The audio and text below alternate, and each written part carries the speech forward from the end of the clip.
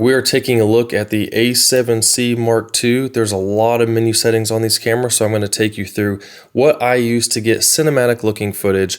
And aside from just the settings on the camera we're going to go through here, there's lots of other videos I have on things like lighting, framing, that'll help make your videos even better. So I'm going to skip this initially. These are custom menus. You can set things that you want to get to more often, so you don't have to go digging through all of these. And this is all touchscreen as well, but I'm going to use the button here so my fingers are out of the way for you. So the first thing I really like about these newer cameras from Sony is that they have these two main menus at the very top, and I used to program all these into separate customizable settings, but now you can have it all here quickly available, so I don't have to do that. So you can quickly change your frame rate here, shutter speed, ISO, and aperture. I have that set to different things on the camera, so that's not an issue. But white balance, picture profiles, then if you want gamma display, which basically puts a LUT over top of your screen so you're not looking at a washed out image with the picture profiles.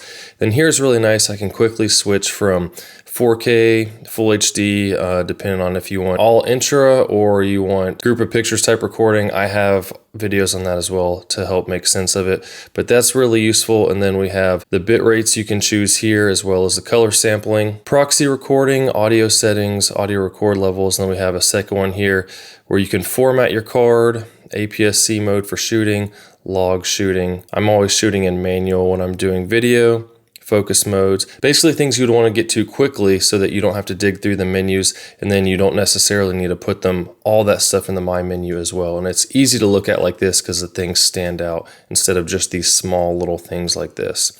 So let's get through the normal settings here.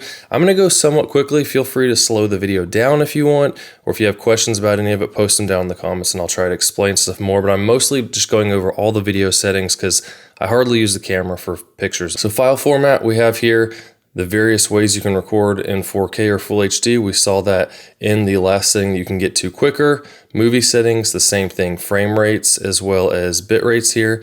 And you'll need the right kind of memory card depending on what you're going to be shooting. A V90 card, SD card, works for all modes, including these SI modes. So if you want to be able to shoot in every format, make sure you have an SD card rated at V90. S&Q settings, I really don't use S&Q. I just change my frame rates, and then if I want to slow something down in post, I will do it myself. I typically use 60 frames per second for that.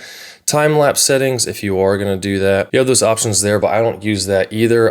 There's another mode you can go into where you use the picture mode and do your own interval shooting so that you can make sure you get the right stylistic effect that you want on your time-lapse. Log shooting settings here, if you turn that on, then you can see you've got a couple different options for your color gamut, and then embedded LUT files, but I have that off typically. I'm just shooting standard picture profiles unless I'm doing something really important like a short film. Proxy settings, this is in case perhaps your computer doesn't have a whole lot of editing power. You can turn the proxy recording on, and then you can choose to record this lower bit right here. You see 6 megabytes for 208-bit, and so when you're editing, you can edit the proxy files, and once you get done, you can apply all of that to your higher quality 4K, and that way you're not having all kinds of lagging while you're going through and editing your videos.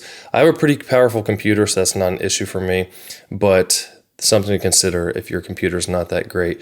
APS-C shooting, this is pretty nice with these cameras. You can have it on auto, which if you put an APS-C lens on this camera, then it'll automatically detect that and it'll crop in for you into the APS-C mode instead of using the full frame. Otherwise, you would have a dark circle around your whole frame because the lens is designed for a smaller sensor. But I typically just have it off because if I want to turn it on, I have it set on my function menu so I can quickly punch into something and back out if I want. Lens compensation, I really like this. I typically have all of these on auto, and then something new they've been having on these is breathing compensation. So with this, you can turn it on, and when you're racking focus from one thing to another, you don't have any change in focal length, because on these photography lenses, it doesn't really matter if the focal length changes some when it's focusing because you're just taking a picture, but in video that really shows up and kind of takes away from the shot a bit. So you can turn breathing compensation on now, and it crops in a little bit on your image, and it automatically compensates for that slight change in focal length when you're racking focus. So that's a nice new feature we have there. But keep in mind that you have to have the right kind of lens that's compatible with the camera so it can read it and all the functionality works so that it can make those compensations. The format, you go in there, hit enter and it'll delete everything off your SD card. So make sure you transfer it to your computer before you do that. Recover image database. I've only had to do this a couple times when there's some kind of issue with writing it, and it always freaks me out when the menu pops up saying that, but there's that option. Display media info. There you go. Right, serial number, have off. File settings. You can change how your files are named, how they're numbered. I don't mess with it. It's fine because I just rename my files once I get them on my computer. Exposure control type, I always use manual mode. And camera set memory, this is pretty cool because if, say, you're shooting some live event and you know you're going to be indoor and outdoor and you want to shoot 24 frames per second and you want to shoot at 60 or 120, you can go ahead and set in all those settings to these custom memories and have all your apertures, ISOs, white balance set up ahead of time, so then you can just hit your menu, select the one that you want, and then all your settings are ready to go rather than going through and having to change everything and maybe forgetting to change your shutter speed when you change your frame rate or changing the white balance when you get from one place to another. And you don't have to dig through the menus because you already have that stuff saved. That was really good for me when I was doing weddings. Silent mode settings, I just have silent mode set to off. Release without lens is enabled. Anti-flicker set, I just have it set off. Then audio recording is on. The record level is really going to depend on the type of microphone you're using. And what I typically use is I think it's called an ECM-B1M, some weird name. I don't know how Sony comes up with these, but the thing integrates straight into the hot shoe mount. You can control the audio level on the back of the microphone, and the auto works really well on it, which I use almost all the time. So I don't deal with this much, but it depends on the microphone and setting that you're doing. Audio out timing is live. I have wind noise reduction off because I don't like it when it compensates audio for me on its own and then things get messed up and I can't fix later. Then we have time code, user bit preset. A lot of this comes into play when you have external audio set up and syncing things, so it's not really something you need to worry about if you're just using your microphone on the camera. Steady shot, I have standard is what I typically use, but if I am doing handheld shots, which I do a lot with these cameras now, you can go to active. It'll punch in a little bit into the image, but then it's really steady. If you're doing handheld stuff moving around, works out really well. And then steady shot adjust, you have auto, but you can also do manual if your lens isn't recognized by the camera, and you can go in and set the focal length for your steady shot, which is useful because if you were to set it for 500 millimeters and you're using a 50 millimeter lens, it would look really weird on your image. But all my lenses are compatible, so I just leave it on auto and it works really well. Then zoom. You can go in here and zoom in like that. It's pretty useful. Clear image zoom is what I like to use because you can punch in 50% more with almost no loss in quality. And you can push that even further with APS-C mode and make your lenses go a long way for you. I never use digital zoom because that's when you start losing image quality, and clear image zoom works out nicely. So I don't use either of these custom key Z speed or remote zoom speed.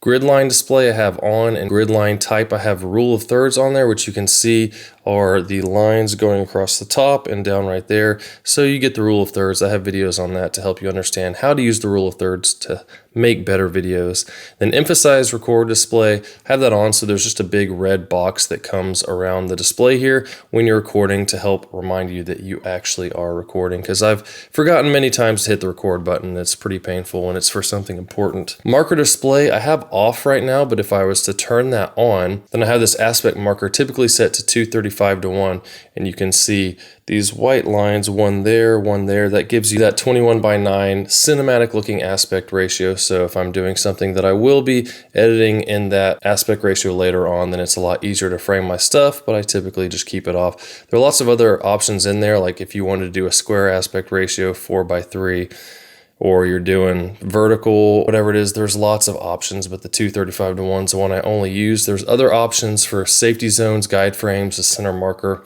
but the only thing I use is the aspect marker. Self timer's off, auto framing settings, I don't use any of this. Auto slow shutter is off, so that really applies if you're doing some kind of automatic mode, and that keeps it from slowing down the shutter too much in order to get more light. ISO I've set to 100. This ISO range limit, you can set it to what you want, but that's also, if you're using auto ISO, that won't let it go above or below a certain amount if you were to use it, but I'm using manual, so I'm always controlling that myself. I don't mess with that. Exposure compensation is not something I touch. I like exposure steps of 0.3. I don't touch that. Metering mode, I typically like to use spot. So there's just a circle in the middle and that's what it's basing the metering on. There's other options of center, multi. I have videos explaining what all these mean. Sometimes I'll use multi, but I almost always use spot. And if there's something bright I want to make sure I'm not too exposed for, I can just put the dot on that and expose for, or turn on the zebras, which we'll cover in a bit.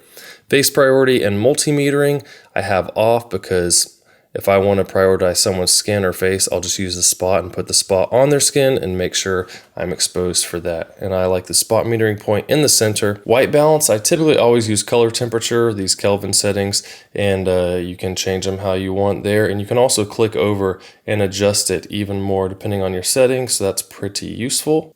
But you also have custom white balances you can use along with all of these presets. Then we have priority set and auto white balance is standard. That's if you're using auto white balance. Shockless white balance, that is also if you're using auto. So if you're going from inside to outside with different lighting changes, if it's set on slow when you're using auto white balance, then it'll gradually change the white balance instead of doing this really fast thing that looks weird in your video. Dynamic range optimizer is off. I don't want the camera doing anything extra for me. I'm gonna do my own color grading in post. Creative look I keep on standard. Picture profile I have off, but if you go in there and use it, I used to use picture profile 8 a lot, which isn't even a thing anymore, but you can go in and change the gamut of what you want. I used to use Cine 4 a lot. It's pretty easy to color grade, but you can play around with those, see what it's like. Cinetone is another one that's not too bad. And then S-Log are the ones that start to get harder, but you can customize those how you want depending on how they look. I just typically shoot with it off in a standard creative look. Managing user LUTs, you can actually come in here and import your own LUTs to the camera, and that way if you know there's a certain way you like to color grade based on using S-Log or whatever, you can import that and have that as a LUT overlay to make your image look more normal for when you're filming stuff. Soft skin effect off. I don't want the camera doing that stuff for me. Zebra displays I keep off and I have them set to a custom button, but I have it set to 100 plus so that if I do turn it on, it'll show me anything that's overexposed. But if you want to have a safety margin, you can change to things like this, like maybe 90 or 85%. Focus mode, continuous autofocus is what I typically always use because touch autofocus is easy to engage, and then I can use manual focus at that point until I cancel the touch autofocus. Transition speed is 4. I have subject shift sensitivity at 3. They're both pretty much in the middle, and if I'm shooting something that I have control over that we're going to plan out ahead of time, then I'll see how quick I want it to shift and do all that stuff. Autofocus assist is off. Focus area I typically have on wide. Focus area limit, you have all these options. I just leave them all on there, but I'm pretty much always using wide. Focus area color, I have white. This is does not circulate. Standard. And subject recognition is on, and now it used to just be human and animal, but now they have all these different things that you can check, so the camera will recognize that thing over the other things. But human is what I typically leave on. Once again here, you can turn things on or off. Then right left eye select I have set to auto. Perhaps if you were doing a over the shoulder shot and you wanted to make sure it was focusing on the closer eye to the camera, you could select one there, but I just leave it on auto most of the time. Subject recognition frame display is set to on, and something that's cool you can do is you can add faces to the memory here. I was testing this out with my kids the other day, putting their faces in here, and then you can select the one that you want, and then you can go into register face priority as on, and when you select that person, when you have them standing next to each other, it will pick one person over the other to focus on, so it's not jumping back and forth with whoever's closer. And I could see that coming in real handy now if I was doing a wedding with the bride walking down the aisle. Everyone's face is around her. I load her face in ahead of time, and as she's walking down, it will stay locked on as she's walking down the aisle, because trying to keep at the speed that they are with manual focus is never a fun thing. Focus map I have off. Focus magnifier, no limit, so it just stays on until I tell it to, and then 4x for the initial focus, because you can go 1, but then that doesn't do anything. It's what you're already looking at, so it's kind of a waste of a button push to me. Peaking display I have off, but peaking level I typically have on high. I was using low earlier when I was shooting something, but almost always on high when I do turn it on, so it's really obvious what's in focus. And the peaking color I typically have red, unless there's a lot of red in the scene, then you can change it to something else that makes sense for you, or whatever color you like. Now with this, I don't do anything with these settings, so if there's something you want on playback, you can go in there and edit it how you want. Also with this, I don't really do anything except for turning airplane mode on, and I turn the Wi-Fi and Bluetooth off, just so it's not constantly looking for signals. And you know, that's up to what you want to do with your camera. Now here, this stuff's pretty obvious: language, your date, area. So we have NTSC and PAL selector. I'm set in NTSC, which gives you 24, 30, 60, and 120 frames per second. If you go to PAL, then you'll have 25, 50, and 100 frames per second. And it depends on the country you live in and how that works. I have videos on that as well. NTSC is what I'm in. You can save your settings, and you can load other settings. Custom dials. So I don't have anything in there for the pictures, but for the custom keys all over the camera, I have white balance set to this C1 right here. Then focus magnifier I have set to here. So if I switch to manual focus, I can click on that as I'm focusing and make sure that what I want in focus is in focus. Marker display is the trash can for me. So if I want to overlay that 21:9 cinematic looking aspect ratio for helping with framing, then I can easily click that on and off. So you can see here, like that. And you notice that it makes the rule of thirds grid go away when you turn that on, because you can't really do rule of thirds within this based on what the camera already does, because it wouldn't be in the same thirds. Then for the center button, I have steady shot, so you can click that, go to active or back to standard. Zebra display is the left one, peaking display on the right. And this says ISO, but I just put the wheel so that I can spin it and it's ISO. Audio record levels on the bottom, so if I am using a mic that isn't the automatic one, I can control it easily. Movie shooting, I don't change that button because it's red. It makes sense to leave it that way. And with this, not all my lenses have that button, so I just don't put anything on it. You can also make custom key settings for your playback, but then the function menu settings, these photo ones are what's already set on the camera. So for me, I just do the video ones. I've got the autofocus transition speed, subject shift sensitivity, focus area, the zebra level, picture profiles, and the gamma display, peaking display level and color, the audio record level, steady shot, and APS-C shooting. Then display screen set, you can go in here and choose what all you want when you're hitting the display button going through everything. I just leave it all checked. Record with shutter is off. You have my dial settings. Shutter speed set to the front dial here. Then aperture is set left and right on this dial, and then the control wheel I have set to the ISO. Rotation direction is normal. Dial wheel lock is unlocked, so I can change things as I am recording. Touch operation is set to on. I have touch panel only. And then the settings, you can go in here and on shooting screen, you can have a lot of things set up on this. For example, if you swipe left now, that'll pop up. And you can have all these settings here. I turned all that off because I don't want anything blocking my frame. I like how this stuff is above and beneath and not blocking anything. So I just turn all of those off. And the only thing I want is shooting screen on, so that allows you to do the touch autofocus. And then down here you can choose, okay, do I want that to be touch focus or tracking? Because with touch focus, you touch something at focus, you can rack easily. With touch tracking, whatever object you touch, it's going to track it throughout the frame. Playback screen, menu screen, I have both set to on. Then touchpad settings, I have absolute whole screen. Screen reader, it'll basically say stuff as you're going through it. Menu screen. Accessibility. Screen reader. Volume. Screen reader. So if you want it talking to you, there you go. And large screen, I don't use that. So with this Select Finder monitor, I have on audio. If you get up here, it's going to automatically go into this. But for me, I almost always have this thing out over here. So that's not an issue for me. But when you have it all the way in like this, it will automatically switch. And when you go to manual, you'll have to switch back and forth and set it to a button, which is a pain so when there's not as many custom buttons as there used to be. Monitor brightness, I like to go manual and full bright so I can get all the exposure and color as good as possible. Viewfinder, display quality, I have set to high. If you first get it and it doesn't look that great, it might be because it's set to standard, so I go to high. It's going to use more battery, but that's kind of an important thing to have a quality viewing screen. Finder frame rate is standard. I have this set to auto. Counter, gamma display assist, I have off right now because I'm shooting standard, but if I was doing a picture profile, you can turn that on and then pick these different LUTs to overlay, or if you upload your own. Remain shoot display is not displayed. Auto reviews off, set to display. So auto monitor off, it doesn't turn off. I have power save start time set to 5 minutes, so it'll shut itself down if I leave for too long and forget it and not waste a bunch of battery. This is both linked. I have Auto power off temp set to high, so if your camera does start getting hot, it will record longer before it shuts itself off. But if you're doing that constantly and it's overheating a lot, then it's probably not good for the camera. Volume settings for playback, and these really depend on your situation. The same here if you're connecting USB. HDMI, this all is going to apply if you're using an external monitor and which kind you have. Same with video lights attached to the camera. Auto pixel mapping I have on there. Don't mess with any of that stuff.